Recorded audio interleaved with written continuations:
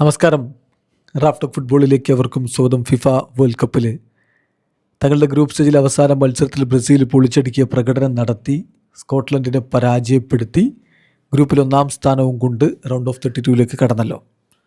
അപ്പോൾ ഈ സ്കോട്ട്ലൻഡിനെ പരാജയപ്പെടുത്തിയ മത്സരത്തിലെ ബ്രസീലിലെ ഓരോ താരങ്ങളുടെയും പ്രകടനം നമ്മളൊന്ന് വിലയിരുത്തുകയാണ്. എന്നിട്ട് ബ്രസീലുകാർ തന്നെ തങ്ങളുടെ താരങ്ങൾക്ക് കൊടുത്തിരിക്കുന്ന മാർക്കും നമ്മൾ നോക്കുകയാണ്. 10ൽ എത്ര മാർക്ക്. നമുക്ക് സ്റ്റാർട്ട് ചെയ്യാം ഗോൾ കീപ്പർ ആലീസൺ ബെക്കറിൽ നിന്ന്. ആലീസൺ ബെക്കർ ആദ്യ പകുതിയിൽ ഒരു പക്ഷേ വലിയ പണിയൊന്നും ഉണ്ടായിരുന്നില്ല. പക്ഷേ പിന്നീട് അദ്ദേഹത്തിന് സെക്കൻഡ് ഹാഫിൽ നല്ല പണി കിട്ടിയിട്ടുണ്ട്. എന്ന് പറഞ്ഞാൽ 5 സേവുകൾ, എണ്ണം പറഞ്ഞ 5 സേവുകൾ. അതായത് മാക്ടോമിനായി പല ശ്രമങ്ങൾ നടത്തുന്നത്. അങ്ങനെ അദ്ദേഹത്തിന് മികച്ചൊരു പ്രകടനം നടത്തേണ്ടതായിട്ട് വന്നു. അത് ഇമ്പോർട്ടൻ്റ് ആയിട്ടുള്ള കാര്യമാണ്. സോ ആലിസൺ ബെക്കർ 5 ഷോട്ടുകൾ സേവ് ചെയ്തു. അതിൽ 4 ഇൻസൈഡ് ദി ബോക്സിൽ നിന്നായിരുന്നു. ആലിസണ് ബ്രസീലിയൻ മാധ്യമം ഗ്ലോബോ കൊടുക്കുന്നത് 7 മാർക്കാണെങ്കിൽ ബ്രസീലിയൻ പബ്ലിക് കൊടുക്കുന്നത് 7.6 സോ ആലിസൻ്റെ പ്രകടനം മികച്ചതായിരുന്നു. ഡിഫൻസിൽ ഡാനിലോ ശരിക്കും പറഞ്ഞാൽ അദ്ദേഹത്തിന് കൊടുത്ത ടാക്റ്റിക്കൽ റോള് അദ്ദേഹം നല്ല രൂപത്തിൽ തന്നെ ചെയ്തിട്ടുണ്ട്. അദ്ദേഹം ആ ഡിഫൻസിൻ്റെ ആ ഭാഗം കാത്തു നിന്നു. അതേസമയം അറ്റാക്കിൽ അദ്ദേഹം റിസ്ക് എടുത്തിട്ടുണ്ട്. പക്ഷേ ഒരുപാടൊന്നും അദ്ദേഹം റിസ്ക് എടുത്തു എന്ന് പറയാനില്ല. എന്തായാലും മോശമല്ലാത്തൊരു പെർഫോമൻസ് അദ്ദേഹത്തിൽ നിന്ന് വന്നു. അദ്ദേഹത്തിന് 10ൽ 6 ഗ്ലോബ് കൊടുക്കുന്നതെങ്കിൽ ബ്രസീൽ പബ്ലിക് കൊടുക്കുന്ന 6.8. ദെൻ മാർക്കിഞ്ഞോസ് നല്ല രൂപത്തിൽ തന്നെ കാര്യങ്ങൾ ചെയ്തു. ശരിക്കും പറഞ്ഞാൽ 95% ഹൈ പാസിംഗ് റേറ്റ് അദ്ദേഹം കാഴ്ചവെച്ചു. വളരെ എഫിഷ്യൻ്റ് ആയിട്ടൊരു പെർഫോമൻസ്. അദ്ദേഹത്തിന് ഗ്ലോബ് കൊടുക്കുന്ന റേറ്റിംഗ് 6.5, ബ്രസീലിയൻ പബ്ലിക് കൊടുക്കുന്ന റേറ്റിംഗ് 6.6. അടുത്തത് മാർക്കിഞ്ഞോസിൻ്റെ ഡിഫൻസിലെ കൂട്ടാളി central back Gabriel Magalhaes. Performance എന്ന് പറഞ്ഞാൽ ഇതാണ്. മികച്ച രൂപത്തിൽ അദ്ദേഹം കാര്യങ്ങൾ കൈകാര്യം ചെയ്തിട്ടുണ്ട്. ഇമ്പോർട്ടൻ്റ് ആയിട്ടുള്ള ഇൻ്റർസെപ്ഷൻസ് അദ്ദേഹം നടത്തി എന്ന് പറഞ്ഞാൽ വളരെ മികച്ചത്. 12ാമത്തെ മിനിറ്റിലും 18ാമത്തെ മിനിറ്റിലും ഒക്കെ ആയിട്ട് അദ്ദേഹം നടത്തിയിട്ടുള്ള ആ ചെറുത്ത് നിൽപ്പുകൾ. ഏതായാലും അദ്ദേഹത്തിന് 10ൽ 7 ഗ്ലോബ് കൊടുക്കുന്നത്. പബ്ലിക് കൊടുക്കുന്നത് 7.3. ഡഗ്ലസ് സാൻഡോസ് ഫുൾ ടൈം കളിച്ചില്ല. അദ്ദേഹത്തെ സബ്സ്റ്റിറ്റ്യൂട്ട് ചെയ്തിട്ട് അലക്സാൻഡ്രോയൊക്കെ സെക്കൻഡ് ഹാഫിൻ്റെ കുറച്ചങ്ങ് പുരോഗമിച്ചപ്പോൾ ഇറക്കിയിട്ടുണ്ടായിരുന്നു. എന്തായാലും അദ്ദേഹം വളരെ മികച്ച രൂപത്തിലുള്ള പെർഫോമൻസ് ഒരിക്കൽ കൂടി കാഴ്ചവെക്കുന്ന കാഴ്ച. ബ്രസീലിന് വേണ്ടി ആ വിങ്ങിലൂടെ നീക്കങ്ങൾ നടത്താൻ അദ്ദേഹം തയ്യാറായിരുന്നു. 10ൽ 6 ഗ്ലോബ് കൊടുക്കുന്ന റേറ്റിംഗ് എങ്കിൽ 6.8 പബ്ലിക് കൊടുക്കുന്ന റേറ്റിംഗ്. അടുത്തത് സബ്സ്റ്റിറ്റ്യൂട്ട് റോളിൽ അവിടെ വന്ന അലക്സാൻഡ്രോയാണ്. സാൻഡ്രോയ്ക്ക് കുറഞ്ഞ മിനിറ്റുകൾ മാത്രമാണ് ലഭിച്ചിട്ടുള്ളത്.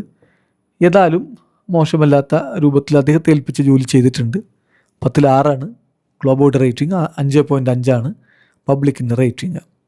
മധുരയിലേക്ക് വരുമ്പോൾ കാസമിറോ എന്ന് പറഞ്ഞാൽ അദ്ദേഹം അത്ര ഒരു വമ്പൻ പ്രകടനം നടത്തി എന്ന് പറയാനില്ലെങ്കിലും പാസുകൾ ഗംഭീരമായിരുന്നു. 36 പാസുകളിൽ നിന്ന് 2 പാസുകൾ മാത്രമാണ് അദ്ദേഹം മിസ് ചെയ്തത്. അതോടൊപ്പം തന്നെ അദ്ദേഹത്തെ സംബന്ധിച്ചിടത്തോളം ബ്രൂണോ ഗുയ്മാറസിലേക്ക് 3rd ഗോളിന് ബോൾ ആദ്യം കൊടുക്കുന്ന അദ്ദേഹമാണ്. ബ്രൂണോ ഗുയ്മാറസാണ് പിന്നെ അത് അസിസ്റ്റ് ആക്കിയിട്ട് മാറ്റുന്നത്. ഏതായാലും നല്ല രൂപത്തിൽ ചെയ്യാവുന്ന കാര്യങ്ങൾ അദ്ദേഹം ചെയ്തിട്ടുണ്ട്. ഒരു ഔട്ട്സ്റ്റാൻഡിങ് പെർഫോമൻസ് എന്ന് പറയാനില്ല. ഗ്ലോബ് കൊടുക്കുന്ന റേറ്റിംഗ് 6.5, പബ്ലിക് കൊടുക്കുന്ന റേറ്റിംഗ് 5.6. ഫാബിഞ്ഞോ അദ്ദേഹം കാസമിറോക്ക് പകരക്കാരനായിട്ട് വന്നു.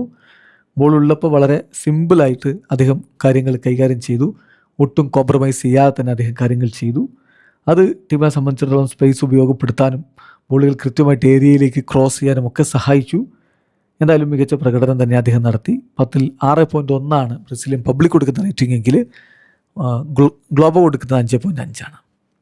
അടുത്ത ബ്രൂണോ ഗുയ്മാറസ്. എന്തൊരു പെർഫോമൻസാണ് അദ്ദേഹം ഇന്ന് നടത്തിയിട്ടുള്ളത്.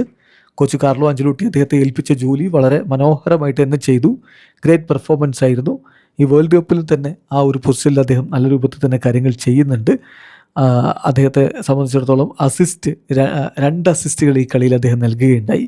10ൽ 8 അദ്ദേഹത്തിന് ഗ്ലോബോ കൊടുക്കുന്ന റേറ്റിംഗ് എങ്കിൽ പബ്ലിക് കൊടുക്കുന്ന 7.9. ലൂക്കാസ് പക്വേറ്റ കഴിഞ്ഞ കളിയിൽ വളരെ മികച്ച പ്രകടനം നടത്തിയ പക്വേറ്റ. പക്ഷേ ഈ കളിയിൽ അത്രത്തോളം മികച്ച പ്രകടനമാണോ നടത്തിയത് എന്ന കാര്യത്തിൽ സംശയമുണ്ട്. എന്തായാലും altered between good and bad times എന്നാണ് ബ്രസീലിയൻ മാധ്യമം വിലയിരുത്തുന്നത്. അതായത് കളിയിൽ തന്നെ നല്ല മൊമെൻറ്റുകളും ഉണ്ടായിരുന്നു, മോശം മൊമെൻറ്റുകളും ഉണ്ടായിരുന്നു. എന്തായാലും അദ്ദേഹത്തിന് 10ൽ 6.5 ഗ്ലോബോയുടെ റേറ്റിംഗ് എങ്കിൽ 6.3 പബ്ലിക്കിൻ്റെ റേറ്റിംഗ്. ഗബ്രിയൽ മാർട്ടിനെല്ലി സബ്സ്റ്റിറ്റ്യൂട്ട് റോളിൽ വന്നയാളാണ്. ലെഫ്റ്റ് സൈഡിൽ അദ്ദേഹം ഇറങ്ങി. അദ്ദേഹത്തിന് മിഡിലേക്ക് വേണമെങ്കിൽ ഫ്ലോട്ട് ചെയ്ത് കയറാനുള്ള അവസരവും കൊടുത്തിരുന്നു. അദ്ദേഹം 16 പാസുകളാണ് കൊടുത്തത്. പക്ഷേ ഒരു ഡേഞ്ചർ ചാൻസ് പോലും അദ്ദേഹത്തിന് ക്രിയേറ്റ് ചെയ്യാൻ പറ്റിയിട്ടുണ്ടായിരുന്നില്ല. 10ൽ 5.5 ഗ്ലോബോയുടെ റേറ്റിംഗ് എങ്കിൽ പബ്ലിക്കിൻ്റെ റേറ്റിംഗ് 5.8. റയാൻ റാഫിഞ്ഞയ്ക്ക് പകരം ആ പൊസിഷനിൽ കാർലോ അഞ്ചലോട്ടി വിശ്വസിച്ചിറക്കിയത് വെറുതെയല്ല എന്ന് അവൻ കാണിച്ചു തന്നു. ശരിക്കും പറഞ്ഞാൽ അവൻ്റെ പ്രസ്സിങ്ങിൽ നിന്ന് കിട്ടിയ ബോളാണ് ആദ്യ ഗോളിനുള്ള വഴിവെച്ചത്. ഏതായാലും വളരെ എനർജറ്റിക് ആയിട്ട് അവൻ അവിടെ കാര്യങ്ങൾ ചെയ്തു. ഒരു ലോങ് ബോൾ ഇങ്ങനെ ബോൾ കൺട്രോൾ ചെയ്തിട്ട് അടിക്കാൻ ശ്രമിച്ച നിമിഷമൊക്കെ ആരാധകരുടെ മനസ്സിലുണ്ടാവും. വളരെ മികവുള്ള പയ്യനാണ്. അദ്ദേഹത്തിന് 10ൽ 7 ഗ്ലോബോ കൊടുക്കുന്ന റേറ്റിംഗ് എങ്കിൽ പബ്ലിക് 7.9 കൊടുത്തിരിക്കുന്നു. എൻട്രിക്ക് സബ്സ്റ്റിറ്റ്യൂട്ട് റോളിലാണ് വന്നത് എന്ന് പറഞ്ഞാൽ അത്രയധികം സമയം അദ്ദേഹം കളിക്കളത്തിൽ ഉണ്ടായിരുന്നില്ല. എന്തായാലും അദ്ദേഹത്തിന് 10ൽ 6 ഗ്ലോബോ കൊടുക്കുന്ന റേറ്റിംഗ്, പബ്ലിക് കൊടുക്കുന്ന റേറ്റിംഗ് 6.1. അപ്പോൾ ഇതാണ് ബ്രസീലിൻ്റെ താരങ്ങളുടെ പ്രകടനത്തിൻ്റെ ഒരു കണക്ക്. നെയ്മർ ജൂനിയർ കളിക്കളത്തിലേക്ക് വന്നിരുന്നു. നെയ്മറുടെ ഒരു പ്രകടനം എന്ന് പറഞ്ഞാൽ നിങ്ങൾക്ക് അറിയാലോ, അദ്ദേഹത്തിന് ഒരുപാട് സമയമൊന്നും കിട്ടിയിട്ടുണ്ടായിരുന്നില്ല. അപ്പോൾ നെയ്മർ 6 നെയ്മറുടെ ഒരു റേറ്റിംഗ്. അദ്ദേഹം കളിക്കളത്തിലേക്ക് വന്നിട്ട് 3 ചാൻസുകൾ കിട്ടിയ സമയം കൊണ്ട് ക്രിയേറ്റ് ചെയ്തു. അദ്ദേഹത്തിൻ്റെ പാസിംഗ് എബിലിറ്റിയുടെ മികവ് നമ്മൾ കാണുകയും ചെയ്തു. 6 ഗ്ലോബോ കൊടുക്കുന്ന റേറ്റിംഗിൽ 5.8 പബ്ലിക്കിൻ്റെ റേറ്റിംഗ്. ഇനി അദ്ദേഹത്തിന് വേണ്ടി പിൻവലിക്കപ്പെട്ടത് മാറ്റിസ് കുഞ്ഞായിരുന്നു. കുഞ്ഞ മനോഹരമായൊരു ഗോൾ നേടി. പക്ഷേ വിത്തൗട്ട് ദി ബോൾ അദ്ദേഹം നല്ല രൂപത്തിൽ കാര്യങ്ങൾ ചെയ്യുന്നുണ്ടായിരുന്നു. എന്നാൽ പോലും കഴിഞ്ഞ കളിയിൽ എത്രത്തോളം ഇൻഫ്ലുവൻസ് ഉണ്ടാക്കിയോ എന്നുള്ള സംശയമുണ്ട്. 10ൽ 7.5 ഗ്ലോബോ കൊടുത്ത റേറ്റിംഗ്, 7.6 പബ്ലിക് കൊടുത്ത റേറ്റിംഗ്. അടുത്തത് വിനി ജൂനിയറാണ്. വിനി ജൂനിയർ മുന്നേറ്റത്തിൽ വളരെ ഗംഭീരമായിട്ടുള്ള പെർഫോമൻസിനെ നടത്തി 2 ഗോളുകൾ നേടി. ബ്രസീലിനെ സംബന്ധിച്ചിടത്തോളം വിനിയുടെ ഫോം ഈ വേൾഡ് കപ്പിൽ വളരെ പ്രധാനപ്പെട്ടതാണ്. അദ്ദേഹത്തിന് ഗ്ലോബോ കൊടുക്കുന്ന റേറ്റിംഗ് 8.5 പബ്ലിക് കൊടുക്കുന്ന റേറ്റിംഗ് 8.9. ഇനി ആഞ്ചലോട്ടി കോച്ചിൻ്റെ മാനേജിങ് കപ്പാസിറ്റി എങ്ങനെ ഉണ്ടായിരുന്നുള്ളതാണ്. ഒന്ന്, റയാനെ അദ്ദേഹം റാഫിഞ്ഞയ്ക്ക് പകരം ഉപയോഗപ്പെടുത്തിയത്, അതുപോലെ തന്നെ കളിയിൽ മികച്ച രൂപത്തിലുള്ള മാറ്റങ്ങൾ കൊണ്ടുവരാൻ പറ്റിയത് ഒക്കെ ആഞ്ചലോട്ടിക്ക് പോസിറ്റീവാണ്. ആഞ്ചലോട്ടിയുടെ റേറ്റിംഗ് എന്ന് പറയുന്നത് ഗ്ലോബോ കൊടുക്കുന്നത് 7 പബ്ലിക് കൊടുക്കുന്നത് 7.6. എന്തായാലും വളരെ മികച്ച പെർഫോമൻസിൻ്റെ ബ്രസീൽ നടത്തിക്കൊണ്ട് വേൾഡ് കപ്പിൻ്റെ റൗണ്ട് ഓഫ് 32 കടക്കുന്നു. ഇനി ബാക്കി എന്തെന്നുള്ള അവിടെ വെച്ച് കാണാം. വീഡിയോ അവസാനിക്കുന്ന ഫുട്ബോൾ ലോകത്തെ കൂടുതൽ വിശേഷങ്ങളുമായി ഗ്രാഫ്റ്റോക്സിൽ എത്താം.